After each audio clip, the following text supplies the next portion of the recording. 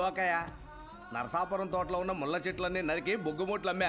ఇది నీ వాటాకొచ్చే డబ్బు బ్యాంకులో వేసుకో. ఏరా ఇది ఇవ్వడానికి ఇంత దూరం రావాలా? ఏం మావయ్య ఎప్పుడొచ్చావు? బాగున్నావా? నేను వచ్చిన సంగతి ఎలా ఉంచలుడు? నువ్వు ఈ చిల్లర బ్యాచ్ల సావాసం మానేసి ఎప్పుడు ఉద్యోగంలో చేరతా? 2000 నోటు చెప్తాను తినుకోండి. ఈ అడవుతున్న ఇక్కడే ఉందేంటి? వీడిని తీసుకెళ్లి కాకినాడ సముద్రంలో వదిలిపెట్టరండి, అప్పుడే ఇల్లు బాగుపడుద్ది. మాయ అడుగుతున్నారు కదా, ఆయనకు సమాధానం చెప్పి ఆ తర్వాత తిను. మావయ్య నువ్వు బొగ్గు మూటలు అమ్మి సంపాదిస్తున్నావే, ఆ చెట్లనే నరకపోతున్నా. నా బుర్రకెక్కలా. మన జిల్లాలో 30 స్థలంలో గుబురుగా పెరిగిపోయి భూగర్భ జలం ఎండిపోయి మట్టిలో సారం పోయి ఆ ముళ్ళ చెట్లన్నిటిని కొట్టేసి మట్టిని బట్టి కొబ్బరి మొక్కలో తాటి మొక్కలో నాటితే 5 ఏళ్లలో ఊరే తోటలా మారిపోతుంది. అయ్యా, మన స్థలంలో నువ్వు నరుగుతావు, మిగతా వాళ్ళు నరకడానికి ఎలా ఒప్పుకుంటారు? నాన్న, ఆ ముళ్ళ చెట్లు నరికితే వచ్చే డబ్బుతో 2 ఎకరాలకి ఓ బోరేసి 70% సబ్సిడీ తీసుకుని బిందు సేద్యం ఏర్పాటు చేసి ఇంట్లో కూర్చొని సెల్లు నొక్కితే తోటలోకి నీళ్ళొచ్చి పడుతుంటే ఎవడైనా ముళ్ళ చెట్లు పెరగనిస్తాడా? ఓ పక్క వ్యాపారం చేసినట్టు ఉంటుంది, మనసుకు తృప్తిగాను ఉంటుంది. ఈ ఆలోచన ఏదో బాగుందే అన్నా. నేను ఒక ఐడియా చెప్తాను, వింటావా? చెప్పరా. మావయ్య దగ్గర ఉన్న 5 ఎకరాల మామిడి తోటని అమాంతం నరికి పారేసి పనస మొక్కలు నాటుదాం. 15 ఏళ్ళు ఆయన్నే నీరు పెట్టమందాం. ఈలోగా మామిడి చెట్లు నరకాలంటున్నాడు మట్టి బుర్రోడు. రవి, ఈ చెట్లని ఎప్పుడు నరకబోతున్నావు? మా మనల్ని నరకాలను ఒకటి జైల్లో ఉన్నాడు కదా, వాడు మర్చిపోయి రావాలి లేదా మారిపోయి రావాలి. అంతవరకు ఇలా తిరుగుతూ ఉండాల్సిందే. నమస్కారం. నమస్కారం జయ. ఆ ఎరుపు రంగు గళ్ళ చొక్కా వాడిది ఏం కులం రా? నలుపు చొక్కా వాడిది? అనయ్య, అనవసరంగా ఊళ్ళో ఉన్న అడ్డమైన కులం వాళ్ళని ఇంటికి తీసుకొస్తున్నాడు. వీడెప్పటికీ మనతో కలవడనయ్యా. అన్నీ మా నాన్న చేసిన తప్పులేరా.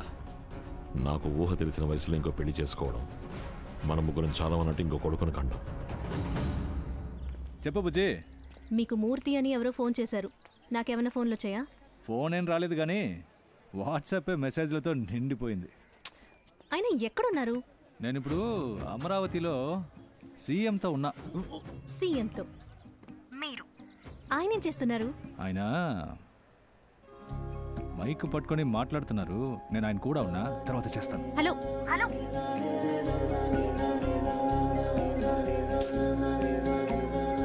నమస్తే రవి సార్. 8 మందిని లోపలేసాం. ఎంత తోలు వచ్చినా వాడు నిజంగా అక్కట్లేదు.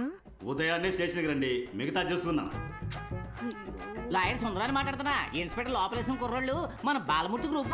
రాత్రంతా సెల్లో ఉంటే వాళ్ళు తట్టుకోలేరు. మీరు ఇన్స్పెక్టర్ తో మాట్లాడి వాళ్ళని వదిలేయమంటారా? నేను మళ్ళీ 1 గంటలో చేస్తాను. ఉంటానా? హలో, బాలమూర్తిని మాట్లాడుతున్నా. 8 మంది మనకు కావాల్సిన కుర్రాళ్లే. 2-3 సార్లు జైలుకి వెళ్ళి వచ్చారు. అందుకే ఇన్స్పెక్టర్ తాట తీస్తున్నాడు. బాబు ఒక మాట చెప్పాడంటే. హలో, నేను ఆయన్ని మాట్లాడమంటాను. రే బాబు ఫిగర్ తో ఉన్నాడు. ఫిగర్ పని అయిపోయాక ఆయనే ఫోన్ చేస్తారట. చెప్పు బుజ్జి. రాత్రి 1 గంటకు ఫోన్ చేసి ఆపోజిట్ లో ఎవరున్నారు కూడా అడగకుండా వాళ్ళ ఇష్టానికి మాట్లాడి పెట్టేస్తున్నారు. ఇదిగో ఇంతలో నెక్స్ట్ కాల్ వచ్చేసింది. నేను వనరోజాని మాట్లాడుతున్నా. ఏ వనంలో రోజా అమ్మా నువ్వు ఈ టైంలో ఫోన్ చేసావు? గరగాటాడే వనరోజా అంటే తెలుసు. ఏంటమ్మా ఫోన్ చేసావట? రాజోలు అమ్మవారి గుడి జాతర ప్రోగ్రాంకి వచ్చామన్నయ్య. ఎక్కడెక్కడ రూపాయి నోటుకొచ్చే సాకుతో రమ్మ పట్టుకున్నాడన్నయ్య. జాతర అయిపోయిందన్నయ్య, కానీ ఇంకా మమ్మల్ని పంపడం లేదు. ఎందుకని? గుడ్డలు విప్పి ఆడాలని గొడవ చేస్తున్నారు. వసంత, ఏంటి మేరీ? ఈ ఫోన్ ఆయనకిచ్చి ఎలాగైనా నా ఫోన్ నాకు ఇప్పించేవే. దీని చేత్తో పట్టుకోవడానికి అసహ్యం వేస్తుంది. ఏంటి అసహ్యం వేస్తోందా? అవును, రాత్రి 1 గంటప్పుడు వనరోజా అని ఒక అమ్మాయి ఫోన్ చేసింది. ఏదో గరగాటాడే అమ్మాయి అనుకుంటా.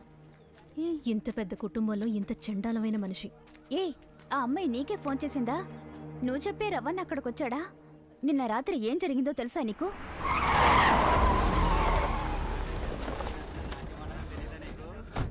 రారవన్నా, డాన్స్ చూడడానికి వచ్చావా? కోసి పారేయడానికి వచ్చాను.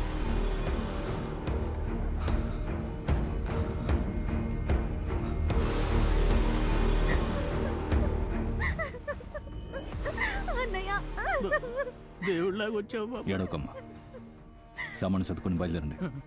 పదండి వెళ్దాం. ఏంటి నా వచ్చి రాగానే తీసుకుపోతా? ఇంకొక మాట మాట్లాడావో పీక కోసేస్తా. బ్రోకర్ నా కొడక. రేయ్, మీ ఇంటి ఆడపిల్ల అయితే మేలిం బంగారాలా మెరిచిపోవాలి, ఊళ్ళో వాళ్ళ పిల్ల అయితే అల్యూమినియం పల్లెల్లా అరిగిపోవాలా? మీ ఇంటి ఆడవాళ్ళు పూర్తిగా కప్పుకోవాలి, కానీ బయట వాళ్ళైతే ఊడదీసి ఆడమంటారు. గుడ్డలు ఊడదీయమనేది ఎవడ్రా? చూడండి చూడండిరా, ఈ పిల్ల ఇక్కడే నుంచుందిగా. ఇప్పుడు రండ్రా, ఇప్పి చూడండిరా. ధైర్యం ఉంటే రండ్రా. ఆడపిల్ల రొమ్ము మీద చెయ్యేస్తారా?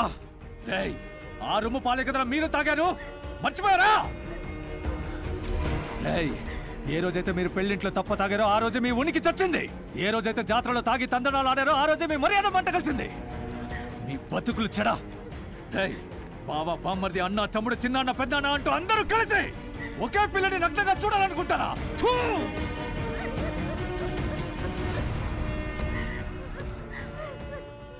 నువ్వెళ్ళమ్మా, బండెక్కు. ఈ రవి చెల్లెలు వెళ్తోంది. మీకు ధైర్యం ఉంటే ఎవడన్నా వచ్చి అడ్డుకోండిరా చెప్తా. నిన్న మా చిన్నన్నయ్య ఆ జాతరకు వెళ్ళాడు. వాడు చెప్తేనే ఈ విషయం నాకు తెలిసింది. చూడు మేరీ, ఓ అమ్మాయికి ఓ సమస్య అంటే ఎవరైనా వచ్చి హెల్ప్ చేస్తారు, కానీ ఇలాంటి అమ్మాయిని చెల్లెలని చెప్పుకోవడానికి ఖచ్చితంగా ధైర్యం ఉండాలి. అన్నిటినీ మించి మంచి మనసు ఉండాలి.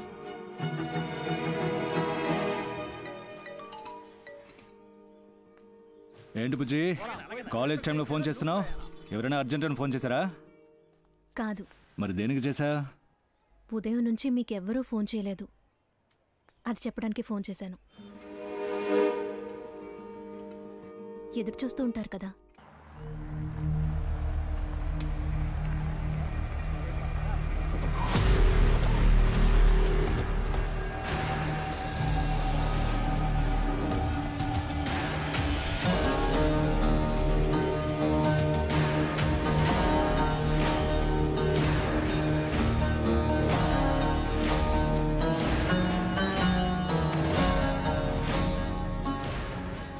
బాచి చనిపోయి ఉండొచ్చు, కానీ నీ రూపంలో తనని చూస్తూనే ఉన్నావు. అందరి మనసుల్లోనూ తీరని బాధ ఉంది. ఇంకా ఒకరినొకరు రెచ్చగొడుతూ దాన్ని పెంచుకోవద్దు. నువ్వు తీసుకునే నిర్ణయం మీద ఆధారపడే నీ జీవితం ఉంది, నా జీవితం ఉంది.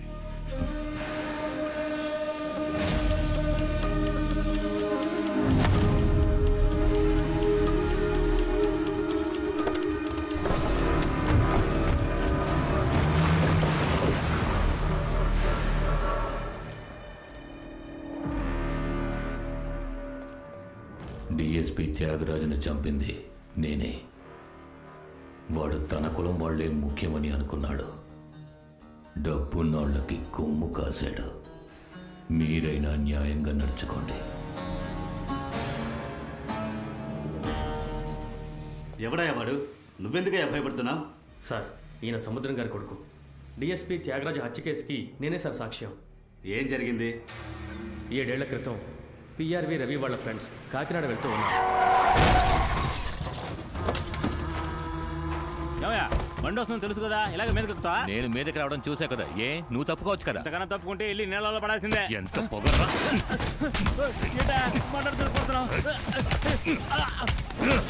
కాకినాడకి వెళ్ళాలి కదా, ఈదుకుంటూ వెళ్ళరా.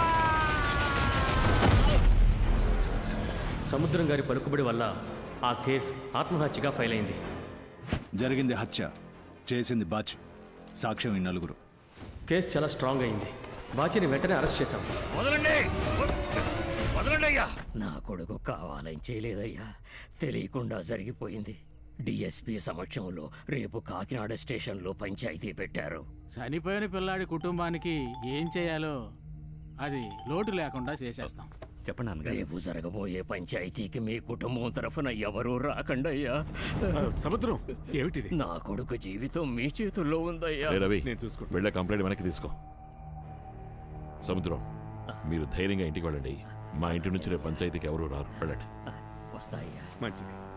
రై, ఎవరో తెచ్చిందానికి నువ్వెందుకు కంప్లైంట్ ఇచ్చావు? వాడు ఎవడో కాదన్నయ్య, నా ఫ్రెండ్. నేను మాట్లాడుతూ వెళ్ళిపోతా. ఆ చనిపోయిన వాడు మన కులవాడే. ఏంట్రా నువ్వు అనేది? వాళ్ళ నాన్న కమలాపురంలో హెచ్చాలు కొట్టుంది.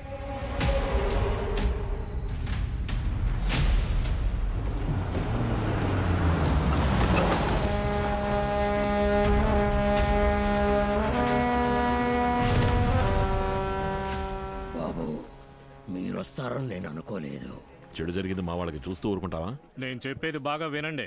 ఈ విషయం ఇద్దరు గొప్పోళ్ళకి సంబంధించింది. అందువల్లే రూల్స్ కాదని ఇక్కడ పంచాయతీ చేస్తున్నాం. పిల్లాడి తల్లిదండ్రులు మీరే ఉంటారు. ఇక చెప్పడానికి ఏముంది సార్? తప్పు చేసిన బాచిని లోపలేయండి. రేయ్, బాచి లోపలికి వెళితే నిన్ను నరికి సముద్రంలో విసిరి పారేస్తాను.